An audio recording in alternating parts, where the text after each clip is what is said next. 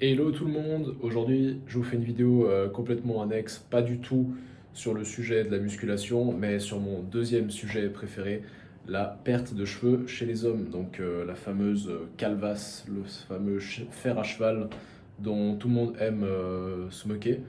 Euh, Fut un temps où j'avais un problème avec ça, aujourd'hui je m'en fous, moquez-vous autant que vous voulez. De toute façon, c'est plus un problème pour moi étant donné que j'ai réussi à stopper ce processus malveillant. Mais voilà, aujourd'hui, je te fais cette vidéo pour répondre à une question qui a été posée sur l'une de mes vidéos sur la perte de cheveux. Je crois que c'était sur la toute première vidéo que j'avais faite à ce sujet, qui était donc comment est-ce que j'ai réussi à obtenir une prescription pour du finastéride. Et la réponse est très simple, tu n'as qu'à aller chez ton médecin traitant, tu lui dis bah voilà j'ai des soucis de perte de cheveux et j'aimerais traiter ça avec du finastéride, est-ce que je pourrais avoir s'il vous plaît une prescription?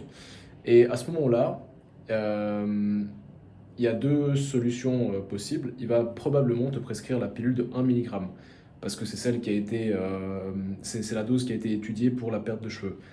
Mais il existe une deuxième version qui est la pilule de 5 mg, qui est utilisée pour l'hypertrophie bénigne de la prostate. Et moi, je te conseille d'obtenir, si tu arrives, une prescription pour la pilule de 5 mg. Pourquoi? Parce que elle est beaucoup moins chère. Pourquoi est-ce qu'elle est moins chère? Parce que l'hypertrophie bénigne de la prostate, c'est une maladie. C'est quelque chose, c'est un traitement pour traiter une maladie. Tandis que le finastéride à 1 mg, il va te servir à traiter quelque chose de cosmétique. Donc c'est beaucoup plus cher. Pour te donner un ordre d'idée, quand j'ai obtenu pour la première fois ma prescription de finastéride 1 mg, j'ai d'abord été dans la pharmacie la plus proche de chez moi pour acheter du finastéride et la pharmacienne m'a dit que la boîte de 84 comprimés, un truc comme ça, donc suffisante, la boîte pour 3 mois, elle coûtait 200 francs. Tandis que, donc par la suite, en fait, ce que j'ai fait, c'est que je suis allé acheter ça en France. Donc j'ai été acheter mes pilules de 1 mg en France, étant donné que j'habite à Lausanne. J'ai pu rapidement aller comme ça à Évian, faire un petit tour en bateau, ce qui permet également de se faire une petite soirée à Évian. Il y a un super sushi auquel on aime bien aller avec ma copine, donc c'était pas trop un problème. Mais par la suite, donc l'année d'après, ce que j'ai fait, c'est que j'ai réussi à obtenir une prescription pour du finastéride 5 mg.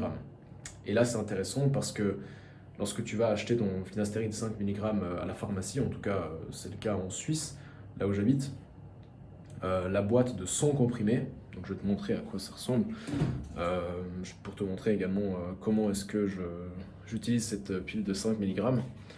Donc la boîte que j'ai ici de 100 comprimés, elle m'a coûté à peu près 90 francs, un truc comme ça, ce qui est beaucoup moins cher. Et en plus de ça, c'est 100 comprimés que je vais pouvoir ensuite couper en 4 avec un peel cutter ici présent.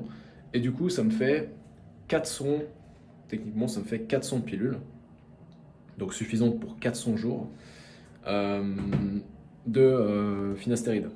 Donc des pilules de 1,25 mg. Et ça change pas grand chose si tu prends 1,25 mg ou 1 mg parce que le finastéride il a un effet, il a une courbe d'efficacité qui est contre-exponentielle. C'est-à-dire que tu auras le même niveau de réduction de DHT si tu prends par exemple 0,2 mg de finastéride comparé à si tu prends 5 mg de finastéride. Par exemple, si tu prends 0,2 mg de finastéride, les études ont montré que ça réduisait ta DHT d'à peu près 58%, alors que quand tu prends 5 mg, ça réduit ta DHT de 70%, un truc comme ça. Donc ça fait pas une grande différence si tu prends 1 mg ou 1,25, ça va pas changer grand chose. Et qui plus est, si t'as pas envie de prendre 1,25 mg parce que tu penses que ça fera trop de finastéride dans ton système, tu peux également faire la première chose que j'ai dite, c'est-à-dire prendre les pilules de 1 mg, mais aller les acheter outre-mer, donc par exemple aller les prendre en France ou si tu habites proche de la frontière allemande, peut-être que tu as également la possibilité d'aller en Allemagne ou pareil si tu es proche de la frontière italienne ou autrichienne. Euh, tu peux prendre tes pilules de 1 mg, les couper en 4 avec le pill cutter, comme moi je le fais avec mes pilules de 5 mg, et prendre 0,25 mg par jour. Ça aura exactement le même effet, et puis tu auras également moins de chances d'avoir, encore moins de chances d'avoir des effets secondaires. Parce que oui, le finastéride, comme tout traitement médicamenteux, surtout traitement sur ordonnance, peut avoir des effets secondaires.